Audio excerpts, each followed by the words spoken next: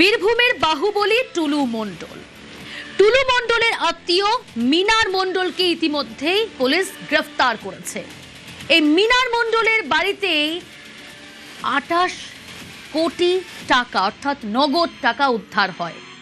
এই মিনার মণ্ডলের বাড়িতেই প্রায় 22-25 কেজি সোনা, যার বাজার মূল্য 22 কোটি টাকা।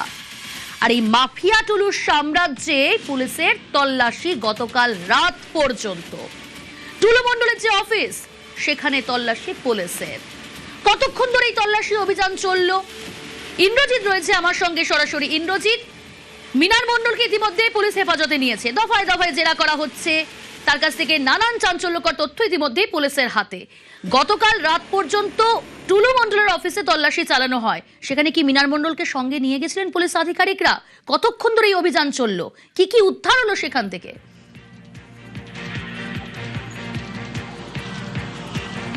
দেখো, একদমই যেটা বলে রাখবো, মোহাম্মদ বাজারের কাছেই যে সোৎসোল বলে যে গ্রাম রয়েছে এবং সেই গ্রামেই কিন্তু টুলু মণ্ডলের একটি অফিস রয়েছে। এবং আমরা যেটা জানতে পারছি, এই মিনার মণ্ডলকে জিজ্ঞাসাবাদ করেই কিন্তু এই টুলু মণ্ডলের এই অফিসে হদিশ পাওয়া গেছিল। সেই জন্যই কিন্তু মিনার মণ্ডলকে সেখানে নিয়েও যাওয়া হয় এবং সেখানে নিয়ে গিয়েই তল্লাশি চালানো হয়। দীর্ঘ 5.5 ঘন্টা ধরে তল্লাশি চলেছে ওই জায়গাতে। সেখান থেকে কিন্তু কোনো টাকা বা সোনা যদিও উদ্ধার হয়নি ঠিক কথাই, ঠিক, কিন্তু ওখান থেকে বেশ কিছু নথি উদ্ধার হয়েছে। কি কি নথি? না, যে ডিসিআর এর কথা বলা হচ্ছে বারবার, এই ডিসিআর এর জন্যই কিন্তু টুলু মণ্ডলে এত বারবারান্তি। সেই ডিসিআর সংক্রান্ত বেশ কিছু নথি উদ্ধার হয়েছে, যেমন এই ডিসিআর কোথা থেকে আসতো বা কিভাবে নিয়ে আসা হতো, বা মাসে কত ডিসিআর ছাপানো হবে বা তৈরি করা হবে, সেই সমস্ত বিষয়ে যে সমস্ত নথি, সেই সমস্ত নথি কিন্তু ওই অফিসেই রয়েছিল এবং সেই সমস্ত নথি কিন্তু ইতিমধ্যেই বীরভূম জেলা প্রশাসন নিয়ে এসছে। পাশাপাশি একটা জিনিস বলে রাখবো, যে অফিসের কথা বলা হচ্ছে বা যে অফিসে তল্লাশি চালানো হয়েছে, সেই অফিস কিন্তু বীরভূম জেলা প্রশাসন সম্পূর্ণভাবে সিল করে দিয়েছে, কারণ ওই অফিসের মধ্যে আরও বেশ কিছু নথি থাকতে পারে বলেই আশঙ্কা করছে এবং সেই জন্যই কিন্তু পুলিশ ওই অফিস সম্পূর্ণভাবে সিল করে দিয়েছে। আগামী দিনে ওই অফিসে কিন্তু আবারও তল্লাশি হতে পারে। পাশাপাশি যেটা বলে রাখবো, এই মিনার মণ্ডলকে কিন্তু এখনো জিজ্ঞাসাবাদ করা চলছে, কারণ বীরভূমের বিভিন্ন জায়গায় টুলু মণ্ডলের অফিস রয়েছে, বাড়ি রয়েছে, বা তার আত্মীয় স্বজনরা রয়েছে, বা তার ঘনিষ্ঠ ব্যক্তিরা রয়েছে। তাদের বাড়ি থেকে শুরু করে তাদের অফিসেও কিন্তু বা সেই সমস্ত জায়গাতেও কিন্তু বীরভূম জেলা প্রশাসন তল্লাশি করবে, এমনটাই কিন্তু সূত্রের মারফত খবর রয়েছে। ওকে ইন্দ্রজিৎ, কি কি উদ্ধার করলেন পুলিশ আধিকারিকরা? তল্লাশি চলেছে গতকাল রাত পর্যন্ত।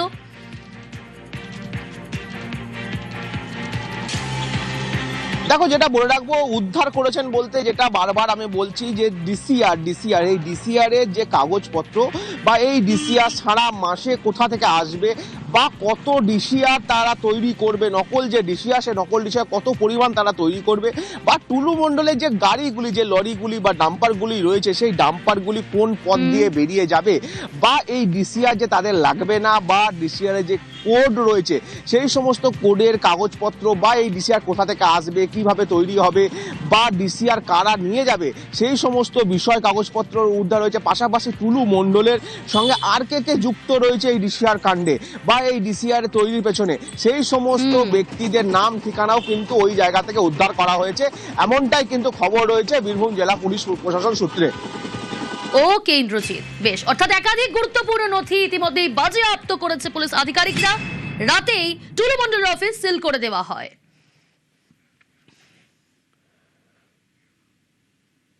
টোল থেকে টেন্ডার, টুলু মানে ডেঞ্জার। টিম টুলুর একের পর এক কীর্তি ফাঁস, আরো এক কীর্তি প্রকাশ্যে তুলে ধরবো আপনাদের সামনে। দেখুন, শুধুমাত্র বীরভূম জেলায় নয়, বীরভূমের গণ্ডি পেরিয়ে এই টুলু মণ্ডলের দুর্নীতির জাল পূর্ব মেদিনীপুর, মানে কোথায় কোথায় জাল বুনেছে, এটাই সব থেকে বড় প্রশ্ন। তদন্তকারীরা এই সমস্ত বিষয় খতিয়ে দেখছে। বীরভূম থেকে পূর্ব মেদিনীপুর টি কোম্পানির দুর্নীতি, এগরায় সেখানেও দুর্নীতি।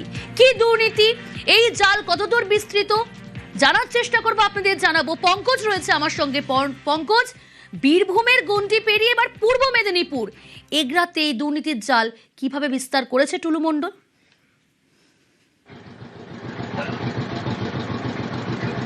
দেখো, একেবারে দুর্নীতি যেখানে পাথর থেকে শুরু করে একেবারে টেন্ডারের দুর্নীতি যেখানে বীরভূমের এই টুলু মণ্ডল, তার যে এই যে মণ্ডল স্টোন প্রোডাক্ট প্রাইভেট লিমিটেডের যে এই যে রাস্তার কাজের যে টেন্ডার, সে টেন্ডার কিন্তু এখন পূর্ব মেদিনীপুরেও দেখা গেল।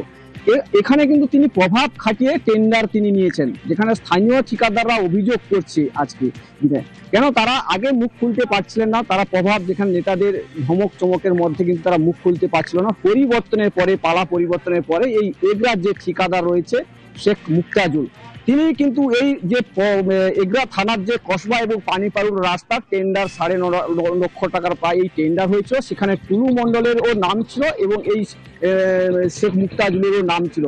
সেক্ষেত্রে শেখ মুক্তাজুলের কাগজপত্র ঠিক থাকা সত্ত্বেও তার নাম আসার পরেও তার নাম বাতিল হয়ে যায়। সেক্ষেত্রে তিনি কিন্তু হাইকোর্টের দ্বারস্থ হয়েছিলেন। হাইকোর্টের দ্বারস্থ হওয়ার পরেই কিন্তু তাকে অভিষেক বন্দ্যোপাধ্যায়ের দপ্তরে ডাকা হয়। কারণ সেই টুলু মণ্ডল যেহেতু ঘনিষ্ঠ এবং তাদের প্রভাব কিন্তু বিস্তর এলাকায় জুড়ে রয়েছে, সেই কারণে কিন্তু সেই যে শেখ মুক্তাজুলকে অভিষেকের ঘরে গিয়ে কিন্তু ধমক চমক দেওয়া হয়। তাকে বলা হয় যে এই কোর্টের কেস তাকে তুলে নেওয়ার জন্য। সে কিন্তু কোর্টের কেস তুলে নেয়, তারপরে কিন্তু তিনি আজকে ডেটে কিন্তু তিনি মুখ খুলতে বাধ্য হলেন। কারণ তিনি যখন দেখলেন, টিভির পর্দায় দেখলেন কাঁড়ি কাঁড়ি টাকা এবং যে সোনার বাট পাওয়া গেছে এই টুলু মণ্ডল, সেই টুলু মণ্ডল কিন্তু বীরভূমে শুধু প্রভাব বিস্তার করেনি, এখানে পূর্ব মেদিনীপুরেও তিনি রাস্তার একটা দুর্নীতির সঙ্গে প্রভাব বিস্তার করেছে। সেক্ষেত্রে যে বড় বড় রাস্তার কাজ, যে সমস্ত পথশ্রী 4-এর যে সমস্ত বড় বড় রাস্তার কাজ কিন্তু সেই পূর্ব মেদিনীপুরে কোনো ঠিকাদার পেত না। সেক্ষেত্রে এই যে পূর্ব মেদিনীপুরের ঠিকাদাররা তারা এই বিস্তর অভিযোগ করছে এই টুলু মণ্ডল তার যে মণ্ডল স্টোন প্রাইভেট লিমিটেডের যে তাদের ঠিকাদারের যে সংস্থা, তাদের এই বিভিন্ন রকমের যে রাস্তার ঠিকা তারা কিন্তু নিত। সেক্ষেত্রে এলাকার স্থানীয় ঠিকাদাররা না পেয়ে তারা কিন্তু অভিযোগ করছে। সেক্ষেত্রে এই যে এগরার একবারে প্রত্যন্ত এলাকার, যেখানে এগরা পৌরসভা সহ এলাকার যে সমস্ত রাস্তা রয়েছে তার মধ্যে কিন্তু কসবা এবং পানিপাড়ুল যে রাস্তা, বিস্তর রাস্তা, তার কিন্তু ঠিকাদার কিন্তু মন্ডল টোনস প্রাইভেট লিমিটেডের। আর সেই রাস্তা কিন্তু স্থানীয় কিন্তু এক ঠিকাদার পেয়েছিলেন, তাকে ধমক চমক দিয়ে তার টেন্ডার থেকে তার নাম বাদ দেওয়া হয়েছে। সেক্ষেত্রে তিনি কিন্তু এই বিস্তর অভিযোগ তুলছে পূর্ব মেদিনীপুর জেলা থেকে। বেশ পঙ্কজ, অর্থাৎ কোনো জায়গায় বাদ রাখেনি টুলু মণ্ডল, টোল থেকে টেন্ডার, টুলু মানেই ডেঞ্জার।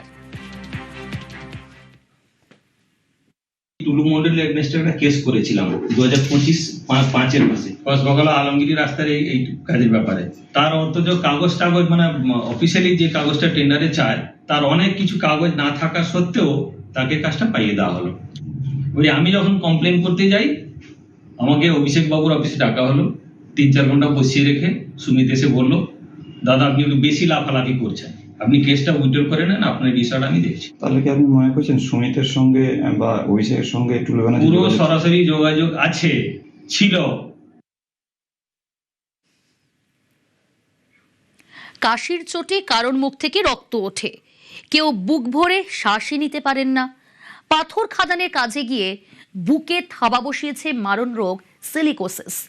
একদিকে টাকার পাহাড়ে চড়েছেন টুলু মণ্ডলরা, আর অন্যদিকে অন্ধকার নেমেছে শ্রমিকদের জীবনে।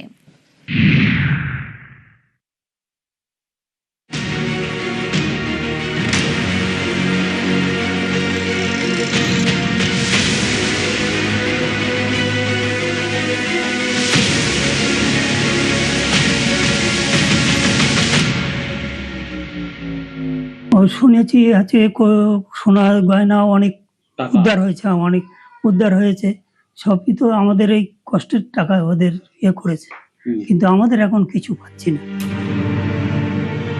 ফুসফুসটা বলতে চাইছে কথা, অনেক দুঃখ, জমা ব্যথা। পেট চালাতে পাথর ভাঙতে গিয়েছিলেন ওরা, পাথর ভাঙা কলে নিংড়ে দিয়েছিলেন নিজেদের। জানতেন না পাথর খাদানে নিঃশ্বাসে বিষ। দিনের পর দিন সিলিকার গুঁড়ো মেশা হাওয়ায় ফুসফুসে ঢুকেছে পাথরের ধুলো, পাকাপাকি থাবা বসিয়েছে মারণ রোগ। ওখানে কাজ করতে করতে কিছু লোকের জ্বর আসে, কাশি হয়, দমের কষ্ট হয়। এবার ডাক্তারের কাছে যখন পরীক্ষা নিরীক্ষা হলো তখন থেকে ওরা বুঝলো যে হ্যাঁ সিলিকোসিস বলে একটা রোগ, পাথরের খাদানে কাজ করতে গেলে এটা হয়। গৃহশিক্ষক থেকে কোটিপতি, দালালি থেকে পাথর বালি পাচার, তৃণমূল জমানায় আঙুল ফুলে কলা গাছ। বীরভূমের ধনকুবের টুলু মণ্ডল ক্রমশ চড়েছেন টাকার পাহাড়ে, আর টুলু মণ্ডলরা যত উঠেছেন তত অন্ধকার নেমে এসেছে উত্তর 24 পরগনার মিনাখা, দেগঙ্গায়। উত্তর 24 পরগনার মিনাখা এবং দেগঙ্গা এখান থেকে সব থেকে বেশি কর্মী যেতেন বাঁকুড়া বীরভূমে পাথর খাদানে। সেই পাথর কাটতে কাটতে এরা ক্রমশ তলিয়েছেন মৃত্যুকূপে। ফুসফুসে জমেছে পাথরের গুঁড়ো, থাবা বসিয়েছে মারণ রোগ সিলিকোসিস। এই রোগ নাকি সারে না।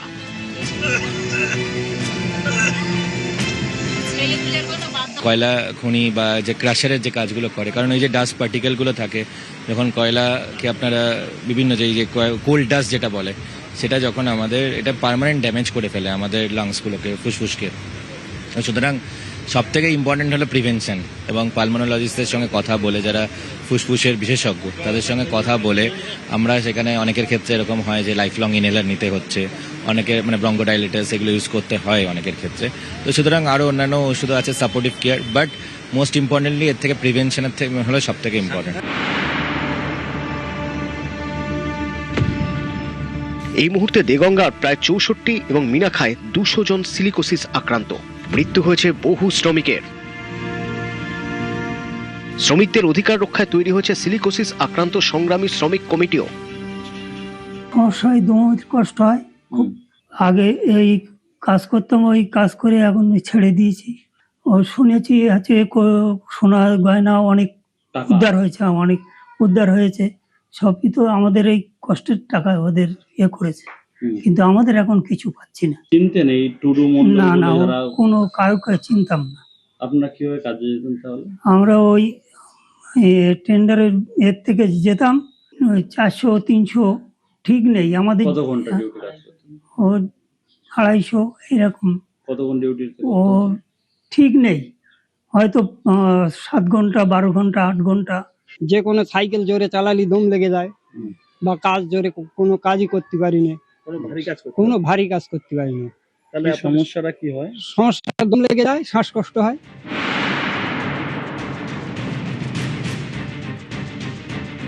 বালিপাথরের অর্থনীতি, অন্ধকারের অর্থনীতি। টুলু মণ্ডলদের এই অন্ধকার অর্থনীতির ফুট সোলজার এরা। টুলু মণ্ডলদের জীবনে যত আলো এসেছে তত অন্ধকার নেমেছে এদের জীবনে। দেওয়া হয়নি সামান্য মাস্ক কিংবা সুরক্ষা সামগ্রীও। টুলু মণ্ডল যখন বিলাস বৈভবের পাহাড়ে মেয়ের বিয়েতে 150 কোটি টাকা খরচ করে হইচই ফেলে দিচ্ছেন, তখন ধুঁকছেন মিনাখা দেগঙ্গা শ্রমিকরা। মারণ রোগকে বুকে নিয়ে মৃত্যুর অপেক্ষা। অনেকেই আক্রান্ত হয়ে, সিরোসিস আক্রান্ত হয়ে মারা গেছে, কিন্তু যারা এখন জীবিত রয়েছে তারা কিন্তু কোন রোগে কিন্তু এই সিরোসিস আক্রান্ত হয়ে তারা ভুগছেন, কর্মক্ষমতা হারিয়েছে, ফলে দেখার লোক নেই। এখন কিছুটা হলেও আর্থিক সাহায্য পাচ্ছেন এই ধরনের পাথর খাদানের শ্রমিকরা, ফলে তাদের পাশে আরো সরকার ভালোভাবে দাঁড়াক, এই দাবি কিন্তু করছে সিরোসিস আক্রান্ত সাধারণ মানুষরা। দেগঙ্গা থেকে জিয়াউল আলম, নিউজ 18 বাংলা।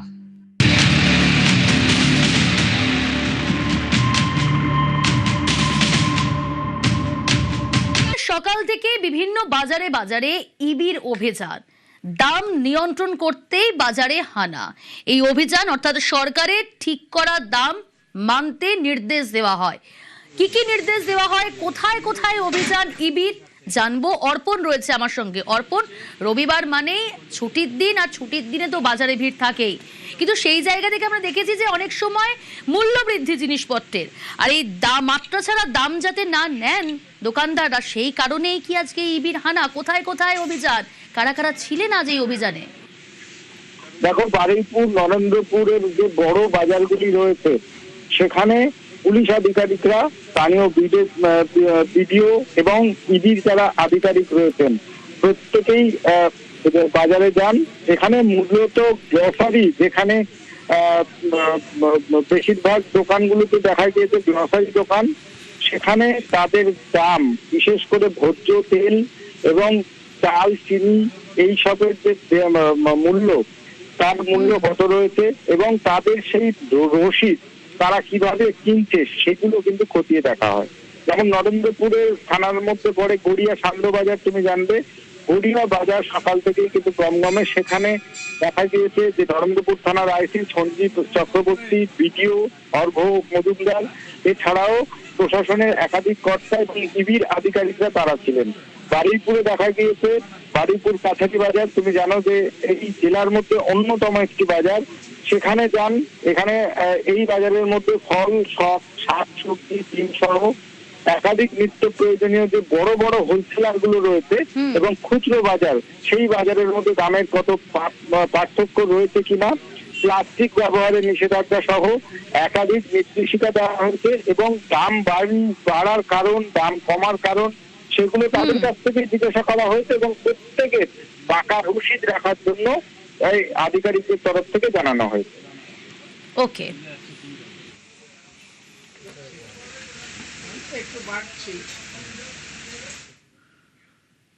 শুধু কি কলকাতাতেই ইবির অভিযান? না না, জেলাতেও ইবির অভিযান। হুগলির দিকে যদি নজর রাখি, হুগলির শ্রীরামপুর, ব্যান্ডেল, চন্দননগর, লক্ষ্মীগঞ্জ বাজার, সেখানেও কিন্তু হানা এনফোর্সমেন্ট ব্রাঞ্চে। সোমনাথ রয়েছে আমার সঙ্গে। সোমনাথ, হুগলিতেও বিভিন্ন বাজার ঘুরে দেখলেন ইবির আধিকারিকরা এবং পুলিশ আধিকারিকরা সঙ্গে ছিল, বলা যায় যৌথ অভিযান।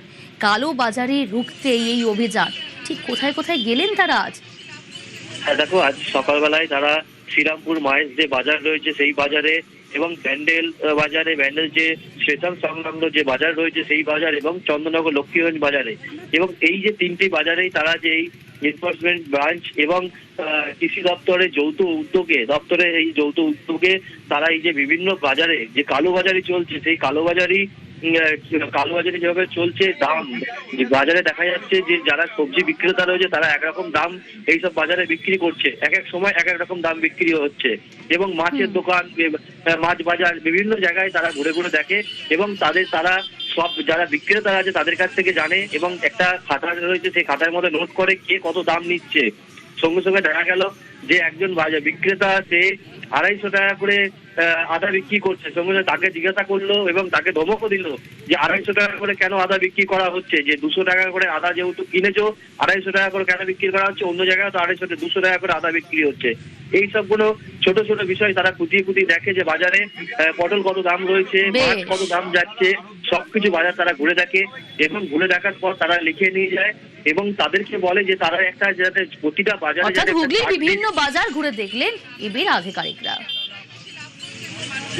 আমাদের 35 টাকা কিলো কেনা পরে 2-1 টাকা খরচা, এমন বাজার দামও বেচতে হয়। বাজার খারাপ হলে কাঁচামাল তো আটকানো যায় না। অন্যান্য সবজি এমনি বাজার ছাড়া হাই দাম আছে, দাম বেশি বিক্রি হচ্ছে, মালের ফলন কম আছে এই কারণে। তা আমাদের যেরকম কেনা থাকে, মনে করো 2 টাকা 2.5 টাকা খরচা পড়ে, 32 টাকা কিনলে 35 টাকা পড়ে যায়, 30 টাকা কিনলে 32-33 টাকা পড়ে, আমরা তো 35 টাকা বেচতে বাধ্য। পাইকারি বাজারে থেকে বেশ কিছু কমোডিটিতে আমরা একটু বেশি দাম পেয়েছি। এখানে বিক্রেতাদের ওয়ার্ন করেছি, দামের সিমিলারিটি বজায় রাখার চেষ্টার কথা তাদেরকে বলা হয়েছে এবং টাইম টু টাইম আমাদের এই ইন্সপেকশনটি থাকবে এটা মনিটর করার জন্য। প্রত্যেকটা দোকানেই বাটখারাতে 50 থেকে 80 গ্রামের ডিসক্রিপেন্সি নোটিস করেছি এবং তাদের 2 দিন সময় দেওয়া হয়েছে এই বাটখারাগুলো চেঞ্জ করার জন্য। ক্রেতাদের মধ্যে আজকে এই অভিযানটির উপর দেখলাম বেশ সন্তোষ প্রকাশ করেছেন তারা, তাদের যা যা অভিযোগ ছিল তারা আমাদের জানাতে পেরেছেন এবং আজকে কারেক্টেড প্রাইসে জিনিস কিনতে পেরেও তারা খুশি হয়েছে। হুগলির পাশাপাশি নজর রাখি বসিরহাটের দিকে। বসিরহাটের মাটিয়ায়, সেখানেও এনফোর্সমেন্ট ব্রাঞ্চের অভিযান। কোথায় কোথায় তারা আজ গেলেন জানার চেষ্টা করব। অনুপম রয়েছে আমার সঙ্গে। অনুপম, দেখো, আজকে সকাল থেকেই এনফোর্সমেন্ট ব্রাঞ্চের আধিকারিকরা এবং জেলা পুলিশের যেহেতু অভিযান চালায়, মূলত মাটিয়ার লাপোতা বাজার, বসিরহাটের পুরাতন বাজার এবং তাকির ধোবা বাজার, এইসব বাজারগুলোতে তারা অভিযান চালায়। মূলত মূল্য বৃদ্ধি নিচ্ছে কিনা বা সঠিক মূল্য নিচ্ছে কিনা বা মালের গুণগত মান ঠিক আছে কিনা, পচা মাল বিক্রি করছে কিনা, এই সব কিন্তু তারা খতিয়ে দেখেন এবং যেমন ক্রেতাদের সঙ্গে কথা বলেন তেমন বিক্রেতাদের সঙ্গেও কথা বলেন এবং বিক্রেতাদের যে কেনার যে চালান সেগুলোও কিন্তু তারা কিন্তু খতিয়ে দেখেন যে তাদের কতই কেনা এসেছে, তারা কত বিক্রি করছে, বর্ধিত দামে বিক্রি করছে কিনা, এরকম বিষয় কিন্তু তারা কিন্তু দেখেন। এবং এই যে অভিযান চালিয়েছে এটি কিন্তু যেমন খোলাপোতা বাজার, বসিরহাট বাজার সহ যে থোবা বাজারে একাধিক দোকানদার, বলা যেতে পারে যে অধিকাংশ দোকানদারই কিন্তু কোন রকম পাকা রসিদ তারা কিন্তু দেখাতে পারেনি, একদম দেখিয়েছে যেটা কাঁচা রসিদ দেখিয়েছে এবং যাতে কিন্তু এক এক ছেলের কাছে এক এক রকম দামের কিন্তু রসিদ রয়েছে, যেখানে এনফোর্সমেন্ট ব্রাঞ্চের আধিকারিকরা কিন্তু পরিষ্কার জানিয়ে দিয়েছে যে পাকা চালান কালোবাজারি হচ্ছে কিনা তা দেখতেই আজ সকাল থেকেই বিভিন্ন জায়গায় বিভিন্ন বাজারে এনফোর্সমেন্ট ব্রাঞ্চের অভিযান। বেশ অনুপম। এবার থেকে রাতে আরও বাস, রাতে বাড়ল সরকারি বাসের সংখ্যা। রাতে বাস বাড়ানোর সিদ্ধান্ত রাজ্য সরকারের। যাত্রীদের কথা মাথায় রেখে নাইট সার্ভিস, একাধিক গুরুত্বপূর্ণ পয়েন্ট থেকে পর্যাপ্ত বাসের ব্যবস্থা। বেসরকারি বাস মালিকদেরও রাতে বাস চালানোর অনুরোধ। শহর কলকাতায় রাত্রিবেলা বাস পরিষেবা, রাজ্য সরকারের উদ্যোগে লেট নাইট বাস সার্ভিস চালু করা হলো। হাওড়া, শিয়ালদা কিংবা বিমানবন্দর বিভিন্ন অঞ্চল থেকে শহর এবং শহরতলিতে পৌঁছে যাওয়ার জন্য বাসের পরিষেবা চালু করা হয়েছে। মূলত লাস্ট যে সার্ভিসের বাস ছিল সেগুলোর সময় আরেকটু বাড়িয়ে দেওয়া হয়েছে। কোথাও রাত 10টা, কখনো রাত 10:30টায় লাস্ট বাস সার্ভিস চালু করা হচ্ছে। হাওড়া থেকে যে বাস গড়িয়া যাচ্ছে সেই বাসে আমরা রয়েছি এবং দেখতেই পাচ্ছেন ঘড়ির কাঁটা অলরেডি বলছে 11:30 বেজে গেছে এবং বাস ভর্তি মানুষ। কারণ অনেকেই বিভিন্ন জায়গা থেকে আসেন কাজকর্মে এবং সেখানে এসে তারপর শেষ সময় বাড়ি ফেরার সময় লাস্ট বাস পেলে সুবিধে হয়। অনেকটা সুবিধা হবে আমাদের, বাড়িতে যাতায়াতের জন্য অনেক সুবিধা হবে আমাদের। সুবিধা হবে। আমি রেগুলারলি এই রুটে যাতায়াত করছি। হ্যাঁ, তো আজকে আমি ভাবতেই পারিনি এই রাত্রেবেলা সরকারি বাস পাবো। তো থ্যাঙ্কস টু আওয়ার গভর্নমেন্ট, ধন্যবাদ। 10:45 ছেড়েছে হাওড়া থেকে। আচ্ছা, এটা কি লাস্ট সার্ভিস? হ্যাঁ, এটাই আজকে লাস্ট গাড়ি। এই টাইমিং গুলো তো আগে কম ছিল, মানে আরেকটু আগে ছিল, তাড়াতাড়ি 9:30 10টায় হয়ে যেত।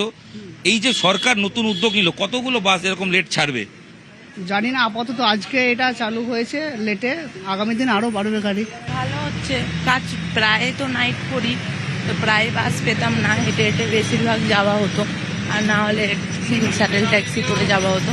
এখন বাস পেয়ে ভালো সুবিধা হয়েছে। হ্যাঁ, অবশ্যই হেল্পফুল, সরকারের একটা ভালো উদ্যোগ। আমরা হাওড়ার থেকে কিছু না পেলে ভীষণ বিপদে পড়তাম, হয়তো ওলা উবের বুক করে আসতে হতো, বেশি টাকা খরচ করতো। আর সব থেকে বড় কথা, আমাদের মহিলাদের টিকিট লাগছে না সরকারি বাসে। এটা একটা খুব ভালো উদ্যোগ, অবশ্যই ভালো উদ্যোগ, অ্যাপ্রিসিয়েট করছি সরকারকে। সরকারের নতুন উদ্যোগে সাধুবাদ দিচ্ছেন প্রত্যেক বাস যাত্রী এবং বলছেন ভবিষ্যতে যদি আরেকটু লেট নাইট করে বাস পরিষেবা চালু হয় তাহলে অবশ্যই সেটা যাত্রীদের জন্য ভালো হবে। সব মিলিয়ে 1 আগস্ট থেকে যে লেট নাইট রাতের শহরে বাসের পরিষেবা, সরকারি পরিষেবা বাস চালু হলো, সেই ছবি আপনাদের দেখালাম এবং মানুষ বা যাত্রী যারা তারা সবাই কিন্তু উপকৃত হচ্ছে।